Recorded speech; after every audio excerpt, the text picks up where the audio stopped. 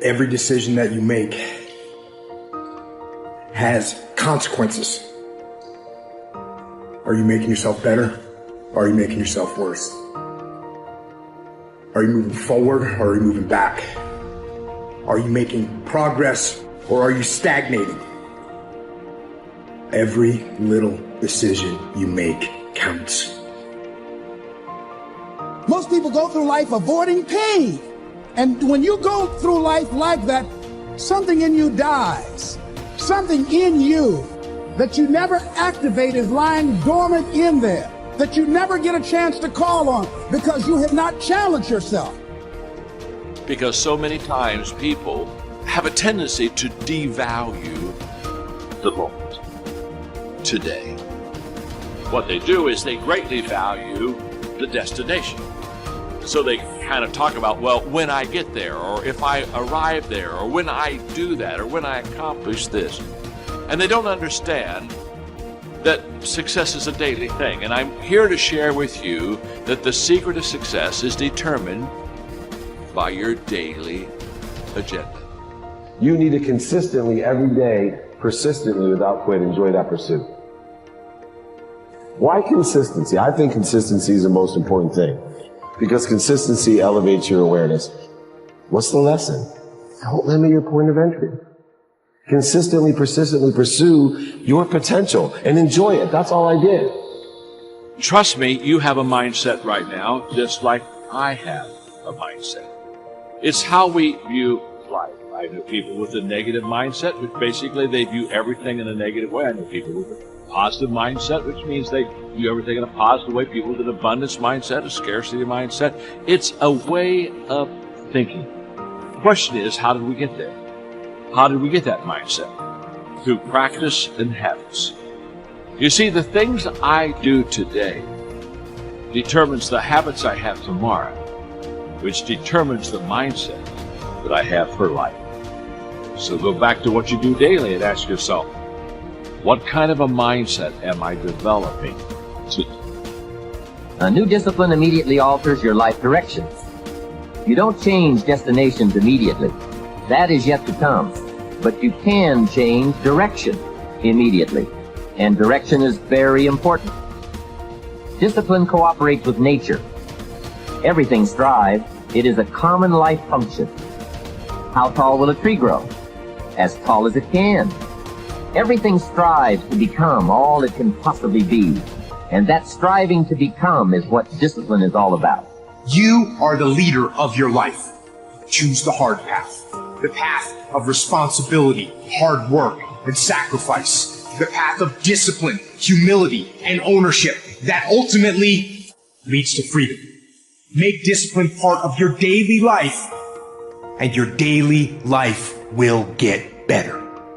Disciplining ourselves to fulfill our natural potential to become all that we can be. And finally, discipline attracts opportunity. Opportunity is always looking for ambition and skill in action. Discipline taps the unlimited power of commitment.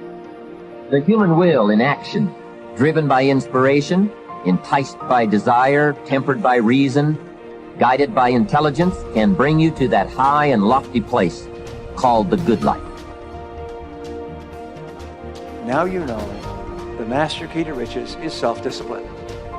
And what we have found is that the most successful people have come to that conclusion as well, is that self-discipline is the master key to success. So for you to write down your goals and make a plan and set priorities and start with your most important task takes tremendous self-discipline. If you haven't done it up to now, it's so hard.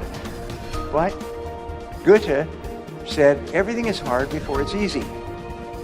And everything at the beginning is difficult, but later it becomes easy and automatic.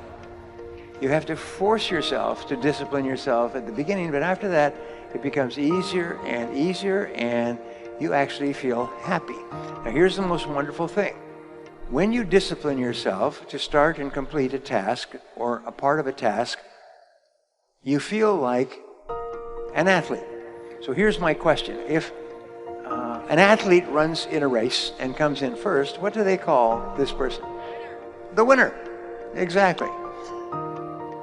I've studied this hundreds, thousands of hours.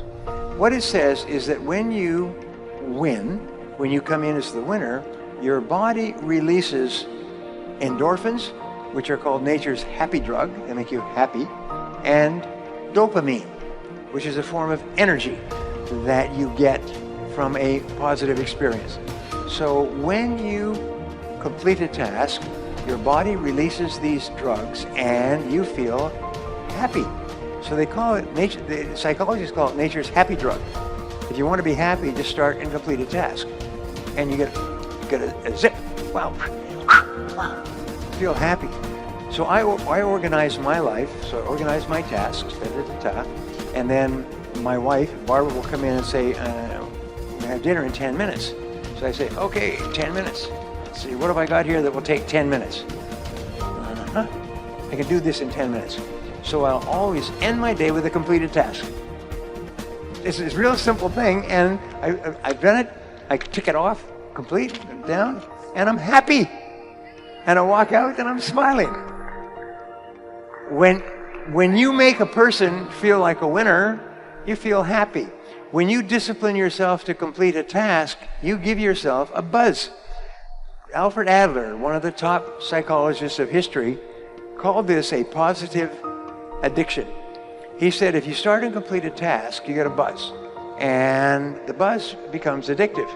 You start thinking, no, I want that buzz again. But the buzz is a positive addiction in that it makes you happy when you do it. So every time you start and complete a task, you feel like a winner. And when you feel like a winner, you want to do it again and have that winning feeling. If you want to raise happy, healthy, self-confident children, one of my programs, 21 Great Ways to Raise Happy, Healthy, Self-Confident Children, one of my 21s, is what you do is you make your children feel like winners all the time. If you're happily married, make sure that your spouse feels like a winner all the time. How do they feel like a winner? Is when you praise them or compliment them, thank them for what they did, acknowledge their success, whatever happens to be, make them feel like a winner. Because every single time you start and complete something and it's acknowledged, the person feels like a winner. Do you know that the greatest speed records, Olympic records, are always broken in front of the biggest crowds? Interesting point.